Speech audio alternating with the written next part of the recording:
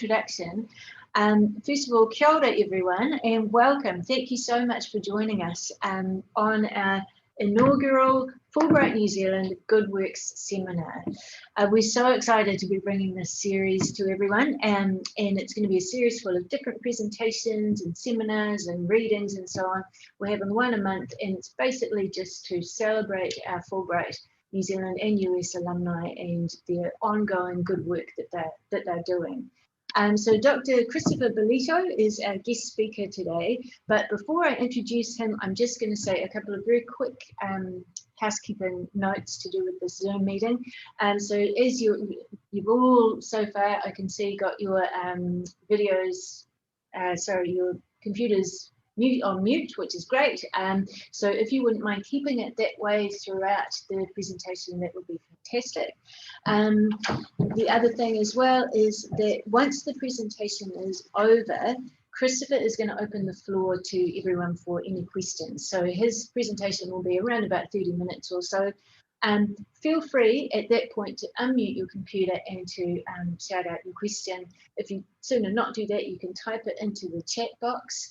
Christopher won't be able to see that, but I'll be able to see it and I can relay it to Christopher. So whichever one works out for you, probably shouting it out is the easier. So with all of that said, Carol's got a cat walking across here, but with all of that said, I just wanted to say thanks again so much for joining us, and I'm now going to give a very brief introduction to our speaker. So Dr. Christopher Bellitto is a professor of history at Kean University in New Jersey. Today he's going to be discussing his current research project, which charts a history of humility as the lost virtue. This research has been supported by a National Endowment for the Humanities Public Scholar Grant, and Dr. Bellitto is the author of 10 books, most recently Ageless Wisdom, Lifetime Lessons from the Bible, and of course the reason he's here primarily is because he was a Fulbright specialist at the University of Canterbury in Christchurch back in summer in 2019. So with that, welcome, Dr. Bellitto. Thanks very much for the introduction. I was a little nervous to find out that I was the first speaker in the Good Works seminar. So let's hope this goes well so that there'll be a second Good Works seminar when this is done. So before I share my screen, I want to thank you for coming, and I want to thank my Fulbright hosts. For those of you who don't know, Fulbright was founded by Senator Fulbright in the United States shortly after World War II as a way of building bridges. And his intent was that Americans would learn as much as they were offering and trying first to rebuild Europe and then going around the world. But of course, Fulbright's work both ways, people coming into and out of the United States. And so it's the 75th anniversary of Fulbright. I was a Fulbright specialist, which is a short-term program, and my wife and our daughter spent about 5 weeks in New Zealand, where we wish we were right now. We were watching The Lion, the Witch, and the Wardrobe the other night, and my wife said, why can't we have one of those just to end up back in New Zealand? We started at the top and worked our way to the bottom and went to Auckland and Wellington before going to Christchurch, visited Akaroa, and of course, Hobbiton. And I largely taught medieval history at the University of Canterbury. Just a few months, by the way, after the 15 March mosque murders, and because I was teaching about medieval history and about issues of interreligious dialogue, there was an extra layer of poignance. And as I said, I learned as much as I offered.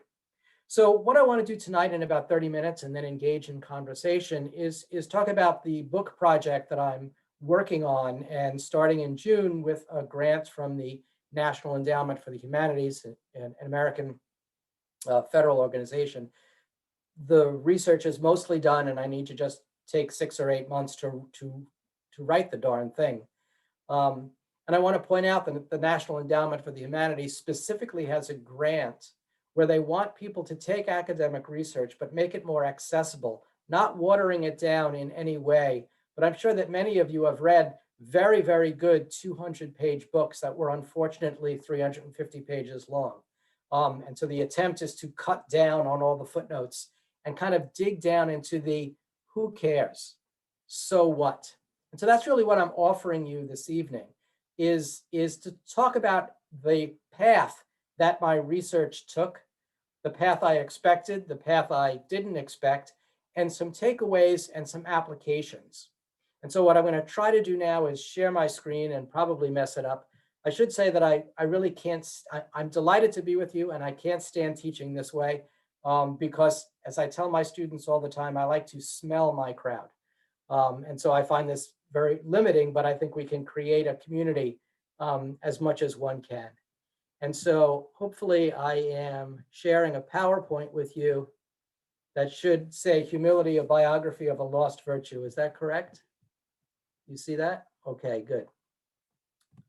So let me, I just want to move something off of my own screen here so I don't have to look at myself.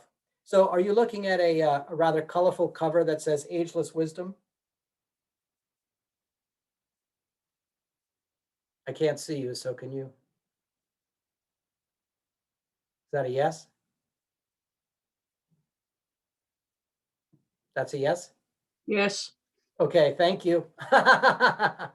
And so what I have found in my own research is that a book that you're working on leads you to the next book. And so about 10 years ago, I started to work on this particular book, Ageless Wisdom.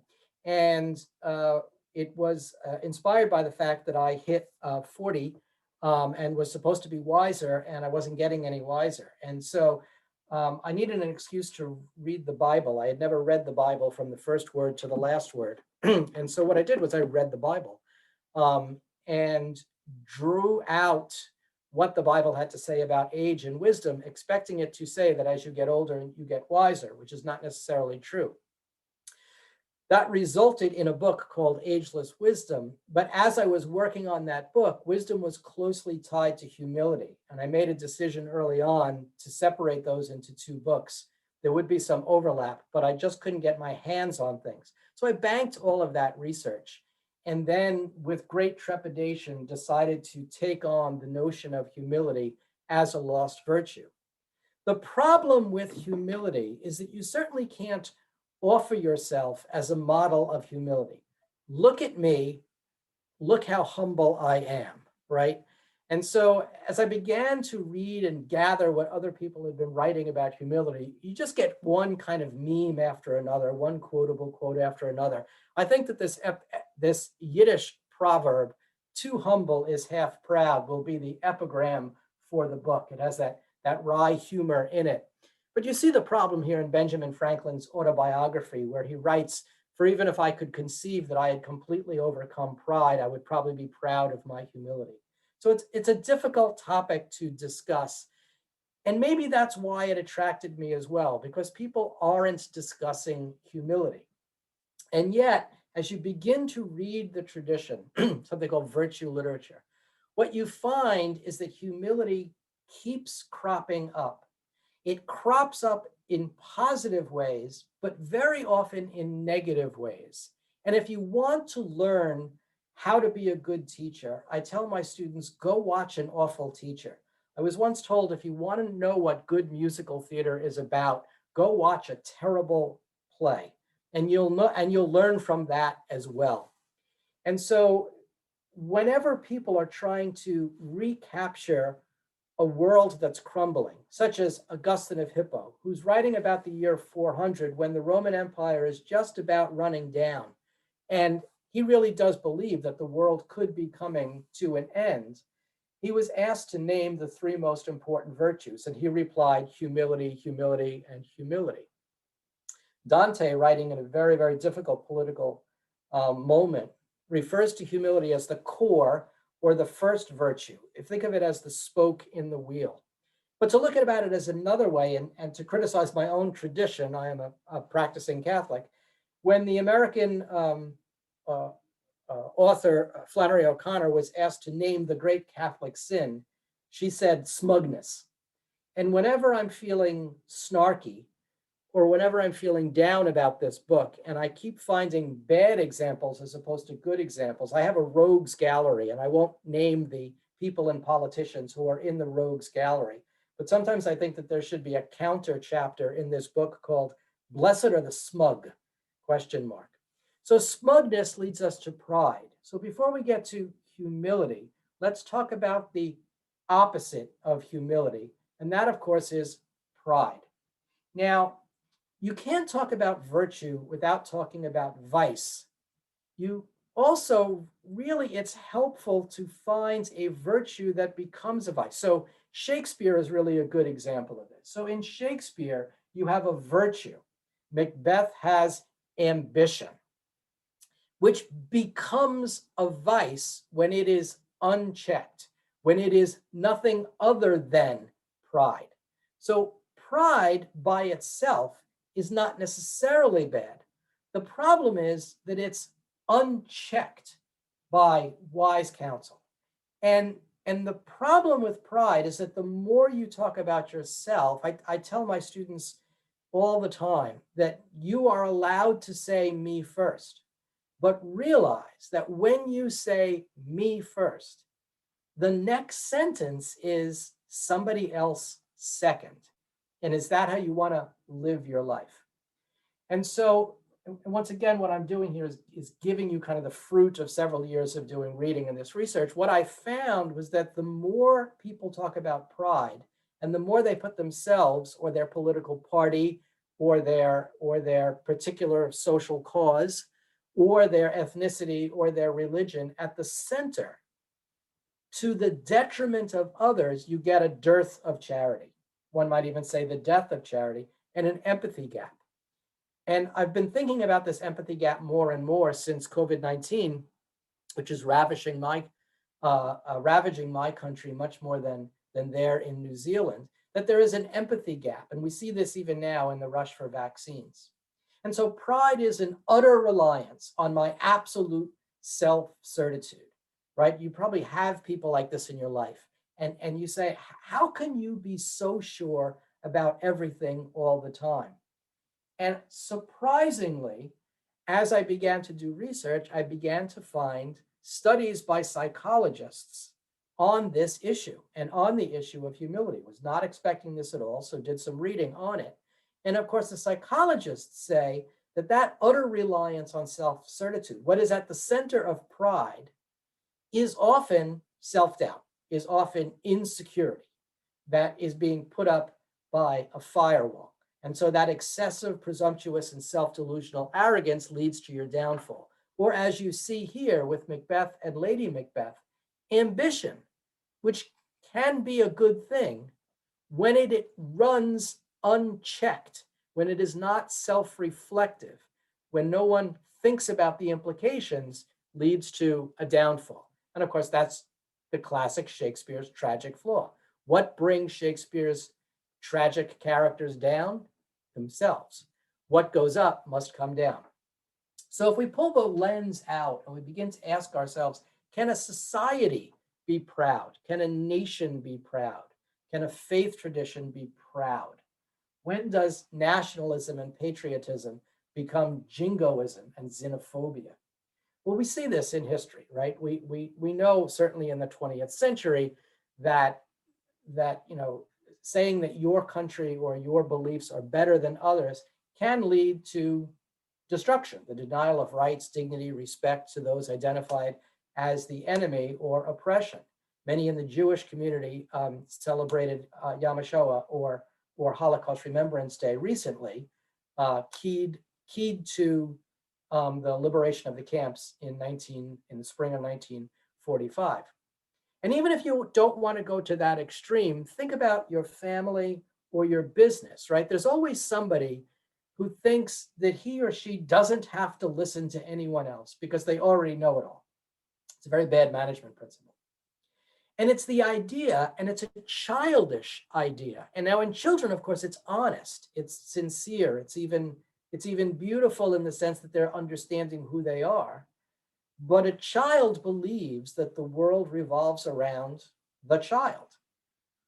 Or, as Jakob Burckhardt, the Swiss cultural historian, who was an historian of the Renaissance, says, For each man regards all time as fulfilled in his own, and cannot see his own as one of many passing waves, just as the world and its history had existed, right? Just for you forever.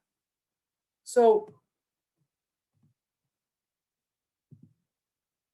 I don't know why my screen is not, there we go.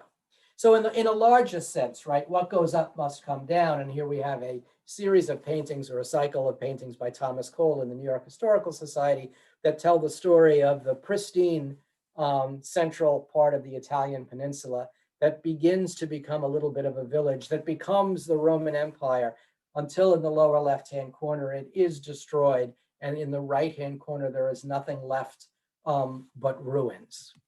So I think one of the reasons that people aren't comfortable with humility is that humility leaves room for doubt. Humility is based on the notion that I may not know it all, or even more securely, that I know that I don't know it all. You should be thinking about Socrates, whom we're going to be visiting shortly. And so shortly after Pope Francis was elected in March of 2013, he gave an interview.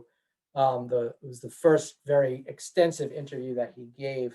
And this quotation really made a lot of people nervous. If one has all the answers to all the questions, that's the proof that God is not with him. It means that he is a false prophet using religion for himself. People weren't used to popes talking like this. The great leaders of the people of God, such as Moses, have always left room for doubt. You must leave room for the Lord, and if you're not religious, this works too. Not for our certainties, we must be humble. And he talks about humility a lot. So what I did was I said, now, of course, I'm reading hundreds of things. I'm just giving you some examples of the sorts of writing, because it turns out that in the last 30 years, there has been a bit of an upsurge in people writing about virtues. So we call it virtue literature. But one of the things that I noticed as I was starting to think about the book and then really getting into it was that many authors, and I would even venture to say most authors, do not factor religion in. Now, let me pause to say, I'm a believer, you may or may not be a believer. I don't think that my tradition necessarily has all of the answers. It's just my tradition. You don't have to be a believer to see religion as an important historical force, which of course it has been, right? This is why people don't like historians, because people say, this has always happened. This has never happened. This is the first time it's happened. And historians come in and we complicate the issue.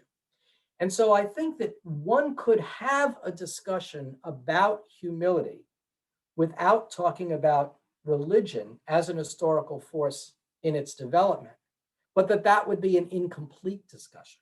And it does not mean that you have to be a believer of any particular faith tradition to draw on the development of that faith tradition and how it impacted the development of humility. So very often, these books have become part of what in the United States we call the culture wars. I don't know whether you're fighting these in New Zealand, for kind of control of the culture. And of course, the battles are fought on the far left and the far right. And we need that nice big middle. When did being moderate become a radical position? And so oftentimes there is kind of a political bent to some of these books. The most influential book about virtue written, it's now in its third edition, was the one by Alistair MacIntyre. But Alistair MacIntyre, glorious as he is a philosopher, it does not factor religion in a lot in his work. The other thing I want to look at, the last bullet point there, is that the other thing that's happened is that you get these books that are just full of one quote after another quote about humility, pulled out without any sense of context. And so one of the worst things that I read was from kind of somebody who you would hire to come into your company and give pep talks.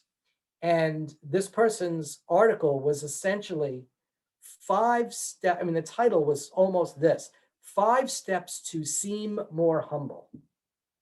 Now, I don't quite know how, it's kind of like faking sincerity, right? It doesn't happen. It doesn't work. So what are some counter examples of that scholarship? Well, I think the best work that's being done to talk about the ups and the downs of religion in terms of humility are talking about the Middle Ages, and specifically this very, very medieval notion of learned ignorance, right? What a phrase. It doesn't mean that you learn how to be ignorant. No, what it means is that as learned as you may be, the more you know, the more you realize what you don't know.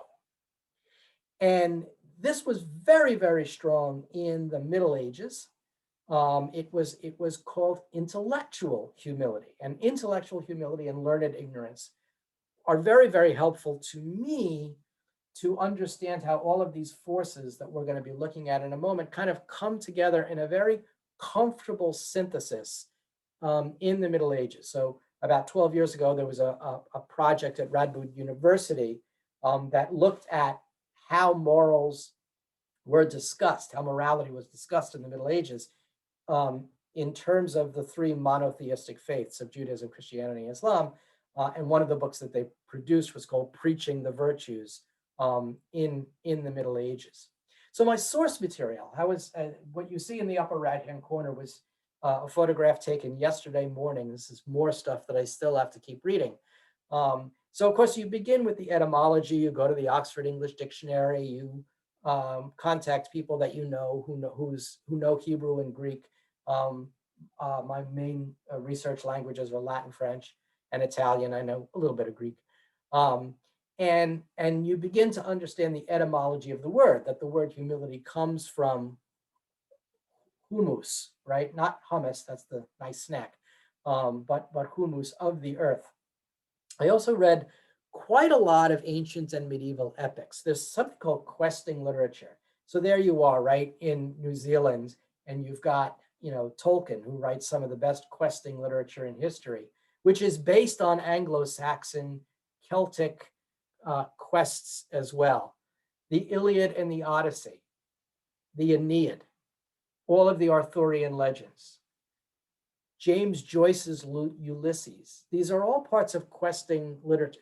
Gilgamesh, all parts of questing literature where people don't have answers, and they realize that they don't have the answers, which is a humble stance, so they go off and try to find them. I looked at Greco-Roman literature, which has a great impact, of course, on the Renaissance and the Enlightenment. It brought me to medieval morality plays where these virtues were taught.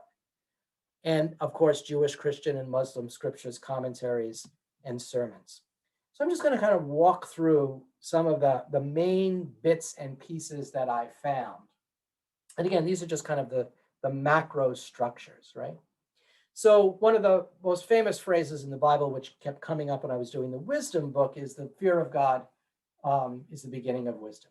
Fear in the Hebrew tradition is not fear, I'm afraid of getting COVID-19. It's awe. It's awe in the face of something greater, but it doesn't mean you're small. It is what a rabbi, I do a lot of work with a local rabbi, we do a lot of presentations together, and this is his phrase, Brooks Sussman's phrase, a disposition of reverence and obedience. It's very interesting because, as we're going to see in a few minutes, this is very close to the Muslim conception of humility. So it's your smallness versus the grandeur of Yahweh's bigness, right? And that divinity's bigness doesn't make you smaller in a bad way. It gives you a sense of perspective. It gives you a sense of where you fit in a broader picture. It also reminds you that you can't be the center of the universe, that we are all interrelated. And so it's more about self-understanding than self-deprecation. Humility is not humiliation. That's one of the reasons why people don't want to talk about humility, because they think it means humiliation. An example would be that on Yom Kippur, once a year, Jews, and I say this on Ash Wednesday, Jews ask God for forgiveness. But this rabbi friend of mine says, what's much more important is the day before, or Erev Yom Kippur, the vigil of Yom Kippur, in which you are supposed to go ask your neighbors for forgiveness. And more importantly, offer forgiveness to those who have harmed you. The principle being, how can you ask Yahweh for forgiveness when you have not given it yourself? So this is obviously a stance of humility. And this word meek, I want to talk about in a Christian context in a few minutes, because meekness tends to be a bad word, and it is not in this ancient context. So to give you a kind of an example of humility around where the BC AD, or what some people call the BCE CE line, occurs, there is a famous story of a 3-year dispute by Hillel and his followers and Shammai and his followers, the school of, or the Bet of Hillel, the Bet Shammai.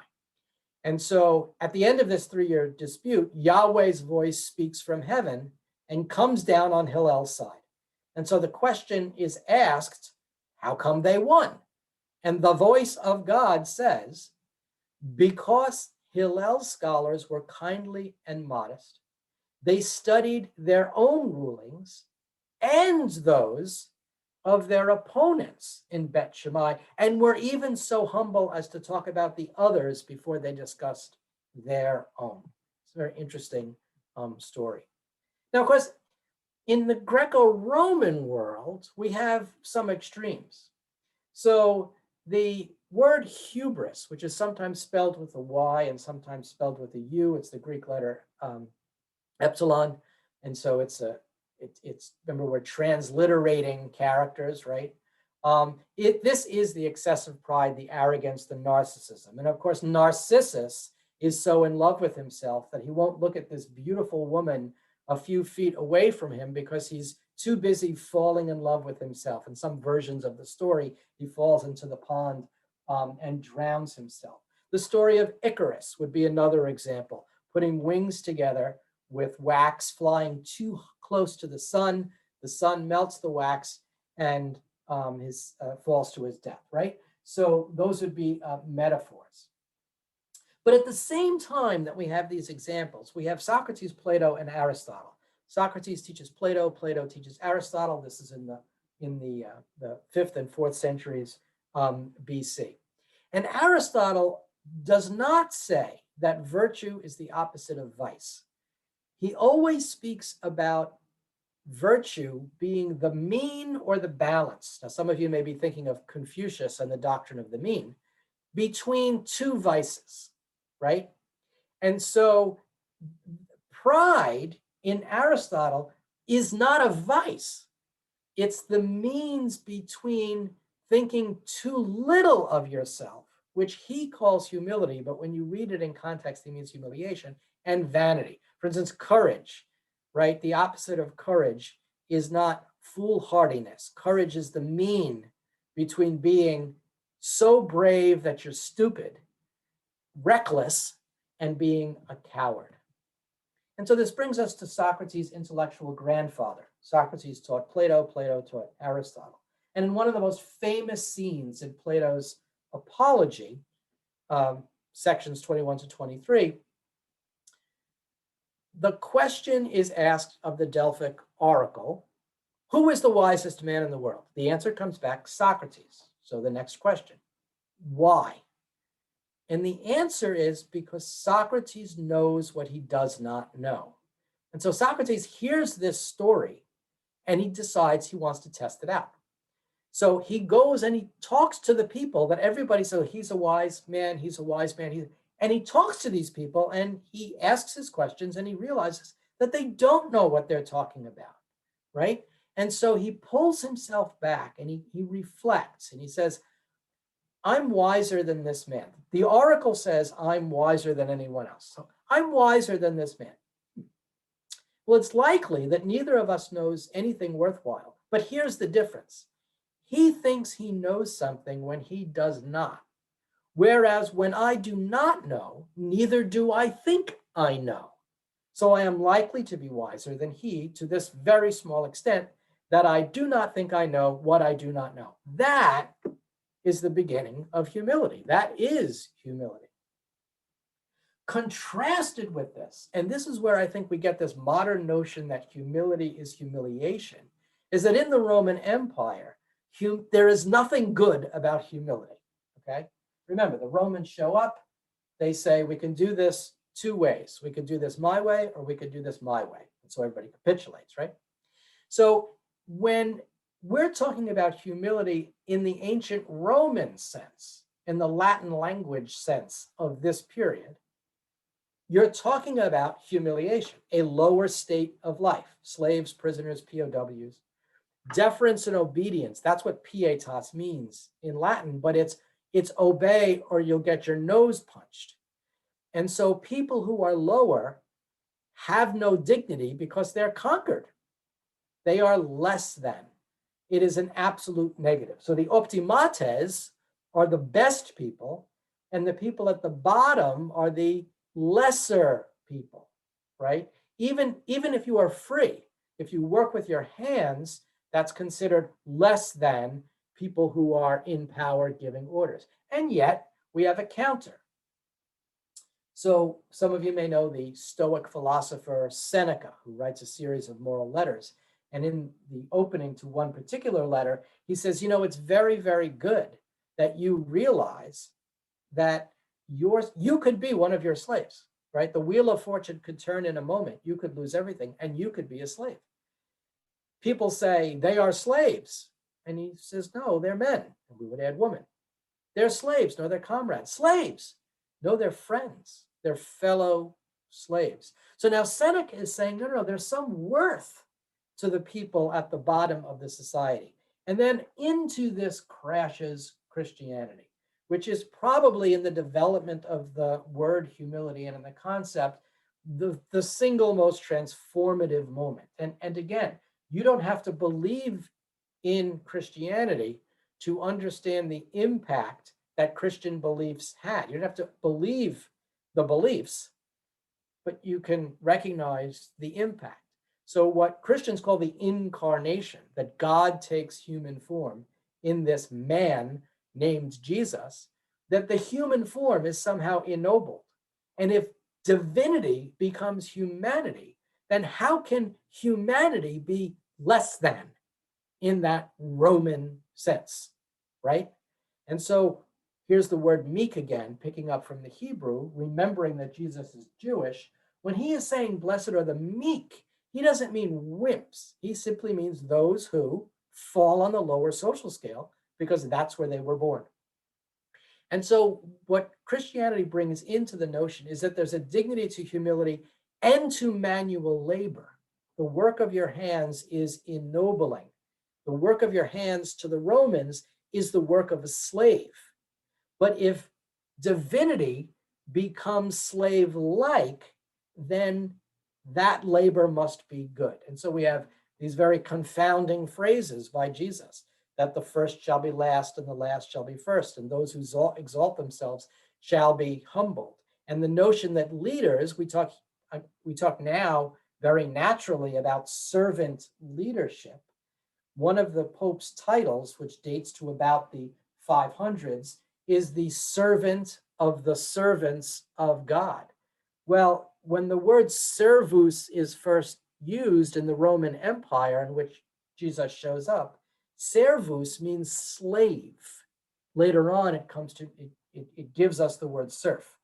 And monks and nuns in monasteries and convents pray through their work, and everyone should wash each other's feet. So now the Muslim concepts of humility become very interesting because they're related. So I call my Muslim friends and I say, okay, I don't know Arabic. I know something about Islam. I teach a little bit about the history of Islam.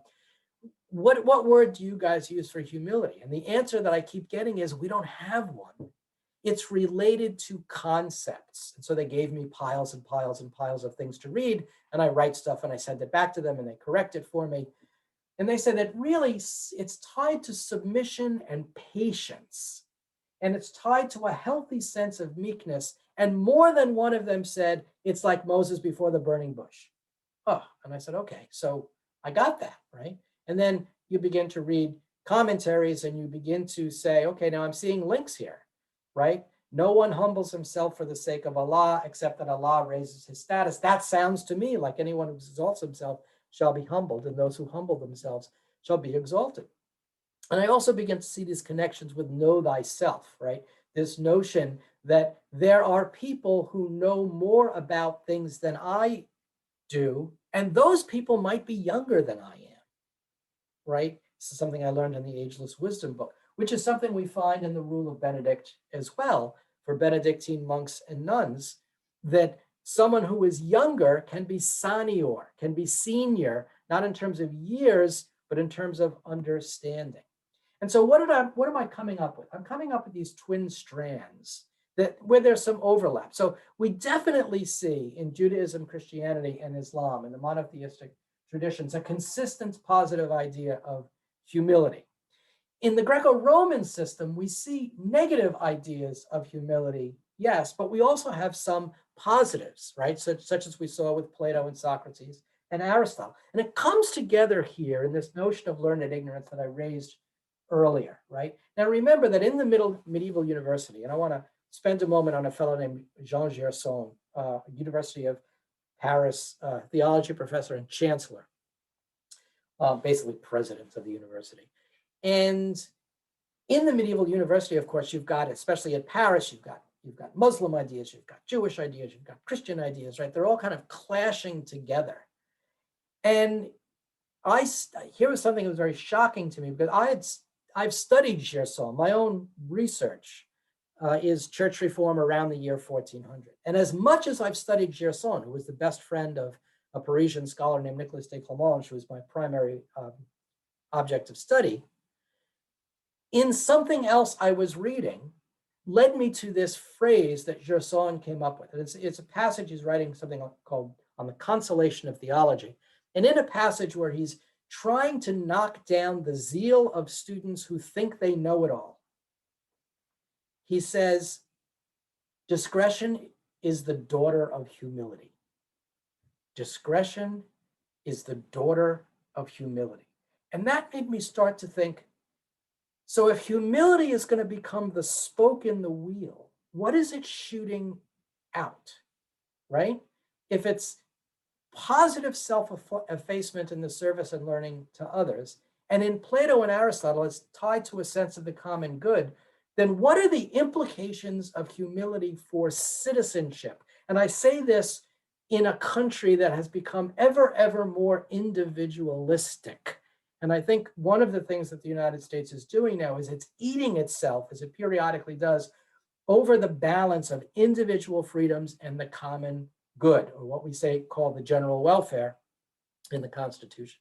So let me finish with these two slides, and then I'm very interested in how you can help me in this project. So kind of two major takeaways. The first is that humility is a disposition.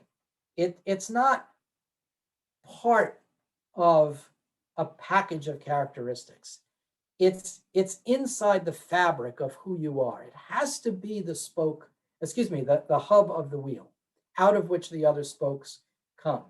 So it's none of the bad things. It's not low self-esteem or timidity. It's a healthy sense that gives you a sense of perspective and proportion of where you fit in.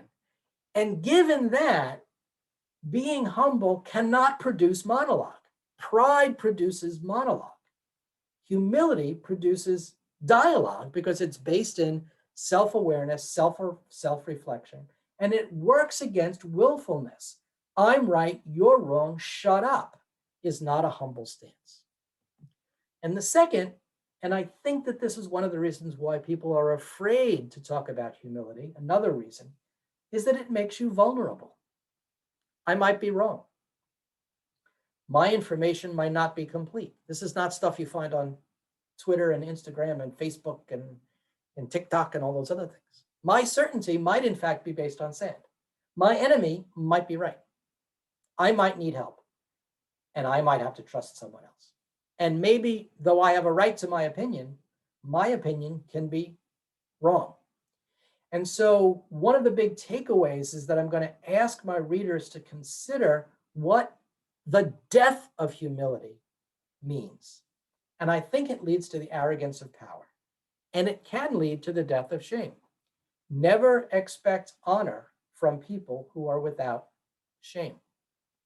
So my goal here in this last maybe 35 minutes, I went a little bit longer than I expected, I'm sorry, is to just give you kind of a snapshot of where this project stands as I begin to start putting things together from the research.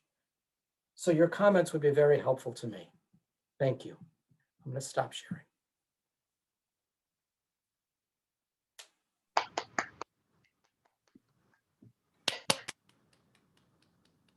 So I think someone's going to moderate, right?